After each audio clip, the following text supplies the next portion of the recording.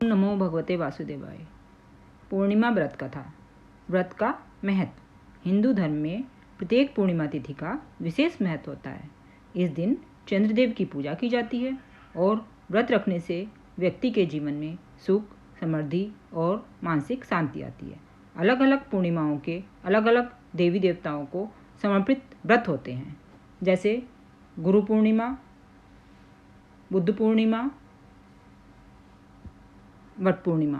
इन सब के अलग अलग कहानी होती हैं, लेकिन सारी पूर्णिमाओं की एक ही कहानी ये मैं आपको सुनाने जा रही हूँ।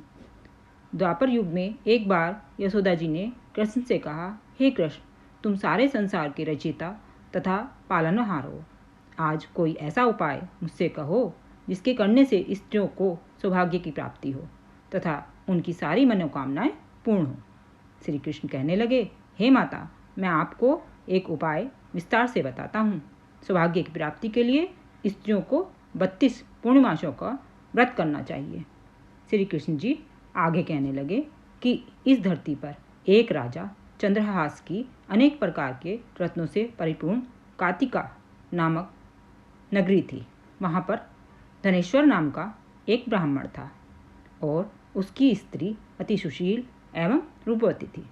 दोनों ही उस नगरी में बड़े प्रेम के साथ रहते थे। घर में धन धान्य आदि की कमी नहीं थी। उनको केवल एक दुख था कि उनके कोई संतान नहीं थी। इस कारण वे अत्यंत दुखी रहते थे। एक समय एक तपस्वी उस नगरी में आए। वह तपस्वी उस ब्राह्मण के घर को छोड़कर अन्य सब घरों से भिक्षा लेकर भोजन किया करता था। एक दिन हमेशा की तरह तपस्वी भिक्षान को प्रेम पूर्वक कह रहा था कि धनेश्वर ने योगी का यह सब कार्य देख लिया।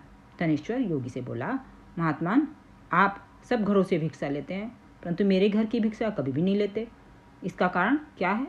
योगी ने कहा कि निसंतान के घर की भीख पतितों के अन्न के तुल्य होती है, और जो पतितों का अन्न खाता है वह भी पतित हो जाता है। चूँकि तुम निसंतान हो, अतः पतित हो जाने के भय से मैं तुम्हारे घर की भिक्षा नहीं लेता हूँ। धनेश्वर यह बात सुनकर अपने मन में बहुत दुखी हुआ और हाथ जोड़कर योगी के पैरों पर गिर पड़ा तथा कहने लगा, हे महाराज, यदि ऐसा है तो आप मुझको पुत्र प्राप्ति का उपाय बताइए। आप सर्वज्ञ हैं, मुझे पर अवश्य ही कृपा कीजिए। मैं पुत्र न होने के कारण अत्यंत दुखी हूँ। आप मेरे इस दुख का कारण हरें। आप सामर्थ्यवान हैं। यह सुनकर योगी कहने लगे, हे ब्राह्मण, तुम चंडी की आराधना करो। घर आकर उसने अपनी स्त्री से सब वृत्तांत कहा और स्वयं तप के निमित्त वन में चला गया। वन में जाकर उसने चंडी की उपासना की और उपवास किया। चंडी ने 16वें दिन उसको स्वप्न में दर्शन दिया और कहा, हे धनेश्वर, जा, तेरे पुत्र होगा, परंतु वह 16 वर्ष की आयु में ही मृत्यु को प्राप्त हो जाएगा। यदि तुम दोनों स्त्री पुरुष 32 पूर्णमासियों का व्रत विधिपूर्वक करोगे, वह दीर्घायु होगा। प्रातःकाल होने पर इस स्थान के समीप ही तुम्हें एक आम का वृक्ष दिखाई देगा। उस पर चढ़कर एक फल तोड़कर शीघ्र अपने घर चले जाना। अपनी स्त्री को खिलाना। ऋतु स्नान के पश्चात वह स्वच्छ होकर श्री शंकर जी का ध्यान करके उस फल को खा लेगी। तब शंकर भगवान की कृपा से उसको गर्भ हो जाएगा। जब वह ब्राह्मण प्रातःकाल उठा तो उसने उस स्थान के पास ही एक आम का वृक्ष देखा, जिस पर एक अत्यंत सुंदर आम का फल लगा हुआ था। धनेश्वर वृक्ष पर चढ़ गया और उसने एक अति सुंदर आम का फल देखा। ब्राह्मण ने जल्दी से उस फल को तोड़कर अपनी स्त्री को लाकर दिया और उसकी स्त्री ने अपने पति की कथनानुसार उस फल को खा लिया और वह गर्भवती हो गई। देवी जी की असीम कृपा से उसको एक अत्यंत सुंदर पुत्र उत्पन्न हुआ, जिसका नाम उन्होंने देवीदास रखा। माता पिता के हर्ष के साथ वह बालक बढ़ने लगा। भवानी की कृपा से वह बालक बहुत ही सुंदर, सुशील, पढ़ने में बहुत ही निपुण हो गया। दुर्गा जी की आज्ञा अनुसार उसकी माता ने 32 पूर्णमासी का व्रत रखना प्रारंभ कर दिया, जिससे उसका पुत्र बड़ी आयु वाला हो जाए। 16वां वर्ष लगते ही देवीदास के माता पिता को चिंता हुई कि कहीं उनके पुत्र की इस वर्ष मृत्यु न हो जाए। इसलिए उन्होंने अपने मन में विचार किया कि यदि यह दुर्घटना उनके सामने हो गई तो वो कैसे सहन कर सकेंगे। इसलिए उन्होंने देवीदास के मामा को बुलाया और कहा कि हमारी इच्छा है कि देवीदास 1 वर्ष तक काशी में जाकर विद्या अध्ययन करे। इसके लिए साथ में तुम चले जाओ। और 1 वर्ष के पश्चात इसको वापस लौटा लाना। सब प्रबंध करके उसके माता पिता ने काशी जाने के लिए देवीदास को एक घोड़े पर बैठाकर उसके मामा को उसके साथ भेज दिया। धनेश्वर ने सपत्नीक अपने पुत्र की मंगल कामना तथा दीर्घायु के लिए भगवती दुर्गा की आराधना और पूर्णमासियों का व्रत करना आरंभ कर दिया। कृष्ण जी की आशीर्वाद से इस प्रकार बराबर 32 पूर्णमासी का व्रत किया। शरद पूर्णिमा, बुद्ध पूर्णिमा, कुछ पश्चात मामा और भांजा रात्रि बिताने के लिए किसी ग्राम में ठहरे। उस दिन उस गांव में एक ब्राह्मण की अत्यंत सुंदर, सुशील और गुणवती कन्या का विवाह होने वाला था। जिस धर्मशाला के अंदर वर और उसकी बारात ठहरी हुई थी, उसी धर्मशाला में देवीदास और उसके मामा भी ठहरे हुए थे। संयोगवश कन्या को तेल आदि चढ़ाकर मंडप आदि का कृत्य किया गया तो लगन के समय पर वर को धनुरात हो गया। अस्तु वर के पिता ने अपने कुटुंबियों से परामर्श करके निश्चय किया कि यह देवीदास मेरे पुत्र जैसा ही सुंदर है, मैं इसके साथ ही लगन करा दूं और बाद में विवाह के अन्य कार्य मेरे लड़के के साथ हो जाएंगे। ऐसा सोचकर देवीदास के मामा से जाकर बोला कि तुम थोड़ी देर के लिए अपने भांजे को हमें दे दो, जिससे विवाह के लग्न का सब कृत्य सुचारू रूप से हो सके। तब उसका मामा कहने लगा कि जो कुछ भी मधुपर्क आदि कन्यादान के समय वर को मिले वह सब हमें दे दिया जाए, तो मेरा भांजा इस बारात का दूल्हा बन जाएगा। यह बात वर के पिता ने स्वीकार कर लेने पर उसने अपना भांजा वर बनने को भेज दिया और उसके साथ सब विवाह कार्य रात्रि में विधिपूर्वक संपन्न हो गया। पत्नी के साथ वह भोजन न कर सका और अपने मन में सोचने लगा कि न जाने यह कैसी स्त्री होगी।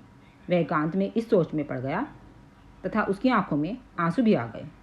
तब वधू ने पूछा कि क्या बात है, आप इतने दुखी क्यों हो रहे हो? तब उसने सब बातें जो वर के पिता व उसके मामा में हुई थी उसको बतला दी।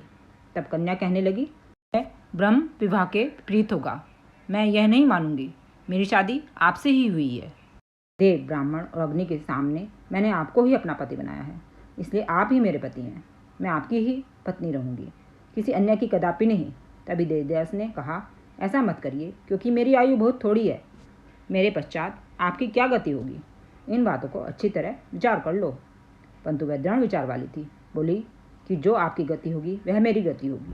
हे स्वामी, आप उठिए और भोजन करिए, आप निश्चय ही भूखे होंगे। इसके बाद देवीदास और उसकी पत्नी दोनों ने भोजन किया तथा शेष रात्रि वे सोते रहे। प्रातःकाल देवीदास ने अपनी पत्नी के तीनों नगों से जुड़ी हुई एक अंगूठी दी, एक रुमाल दिया और बोला, हे प्रिय, इसे लो और संकेत समझकर स्थिर चित्त हो जाओ।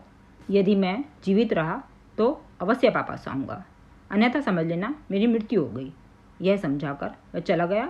प्रातःकाल होते ही वहाँ पर गाजे बाजे बजने लगे और जिस समय विवाह के कार्य समाप्त करने के लिए वर तथा सब बाराती मंडप में आए तो कन्या ने वर को भली प्रकार से देखकर अपने पिता से कहा कि यह मेरा पति नहीं है, मेरा पति वही है जिसके साथ रात्रि में मेरा पाणी ग्रहण हुआ था, इसके साथ मेरा विवाह नहीं हुआ। यदि यह वही है तो बताएं कि मैंने इसको क्या दिया।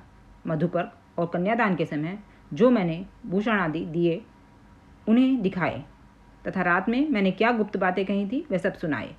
पिता ने उसके कथनानुसार वर को बुलवाया।